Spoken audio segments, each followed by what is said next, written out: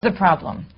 There's been a lot of inbreeding among these lions. Again, the population went down significantly, and there's not been enough genetic diversity among that population. So, again, conservationists are saying we need to move some of these lions into another park and make sure that they're cared for there.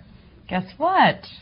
The Gujaratis and the villagers who live there, they don't want to let these lions go.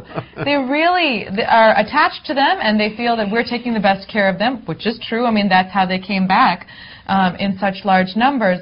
And the only other country that has Asiatic lions like India does is Iran. Iran is not sharing those lions for more genetic diversity that we need in India, so we're looking at trying to move some of the Indian lions to another area so that they can survive and thrive and not get into problems with disease. I mean, not too long ago, there was a problem in Tanzania, right, where one disease could wipe out a large percentage of an animal population because they're so closely related to one another. So we have to be careful about this, but politics and identity politics always enter into these things, right? It's not just about the lions, it's about the people and how much pride they have, and it gets complicated.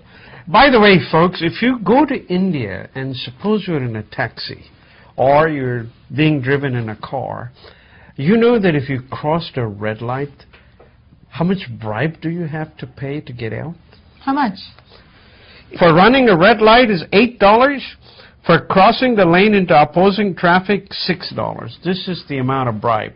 And I want to tell you, they are not the most expensive. The most expensive is Mexico City.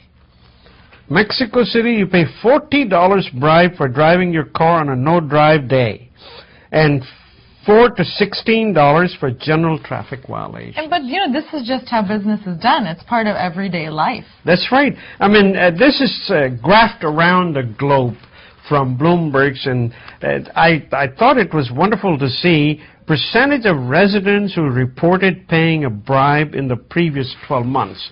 So let's take Middle East.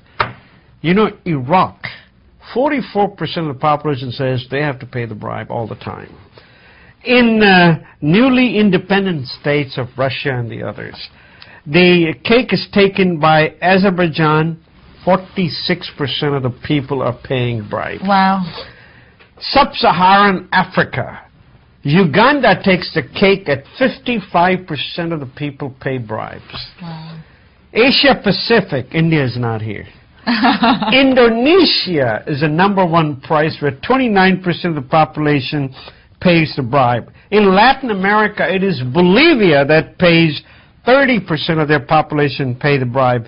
In European Union, this is one of the small countries, Lithuania, 30% of the people pay bribes. And Western and Balkans and Turkey, Serbia is at 20%. There's a lot of money changing hands. That's right. So it's not only India, it's everywhere. New trend in travel, folks. The Starwood Hotel Group, under one of their hotel chains called Element, are providing free electrical sockets for either your electrical car or your electrical scooter or your electrical bicycle. Because, folks, you understand that these electrical cars are not going to last more than a day's worth of travel. Some of them go as much as 40 miles per day or 100 miles per day. So you need a charge.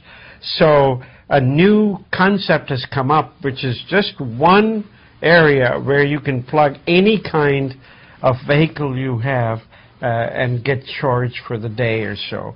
These are in the hotels, and Starwood is the first one under the Element Hotel Group has started.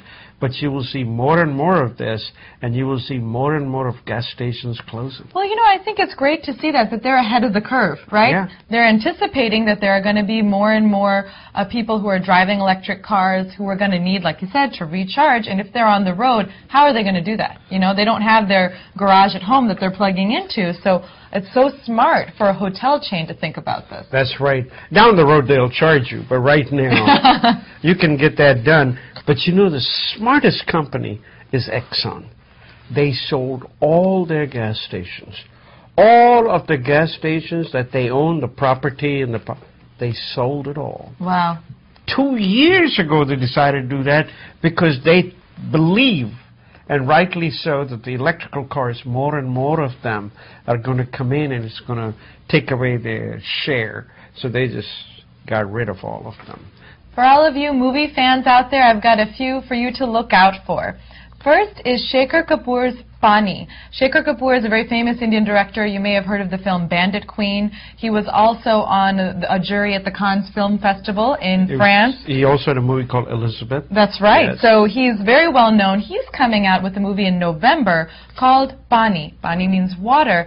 And this film has a political message. It is about the global water crisis. And we all know that water is unlimited supply, and countries and people are going to be fighting over water. They already are to some degree. So he's hoping to provoke a debate to actually find a solution about the global water crisis. Do you know how much water in the world is? There's a tremendous amount of water, but so much of the water you cannot use. That's because it's salty and all of that. But a number of new technologies have come up. A number of new methods of harvesting rainwater have come up. So the world is going to be okay, but you're absolutely right. There are so many wars presently, not only outside of this country, but inside of this country are being fought for water rights. Absolutely. Now, this is a film, you know, with a political message, like I said, but if you're looking for a more fun Hrithik Roshan movie, watch out for Kites, which is opening this weekend on 2,300 screens worldwide. 1,800 of those screens, of course, are in India, but 500 are overseas, and everybody's dying to see this cross-cultural tale between Indian Hrithik Roshan and his Latina love interest in the movie. It should be fun. Tomorrow is MHC Network's Shorty Awards. It's an international student film festival. The filmmakers are between the ages of 7 and 18. They, along with their teachers, have submitted movies from places as far away as Finland and Sri Lanka. So that film festival is at the French Embassy tomorrow, the 23rd of May at 2 p.m. You can go to shorty.org for more information. And folks, for us, up next is conversation with Rita James. She's a principal of a school in Bangalore called Asha Kiran. This is the school that is for special needs children.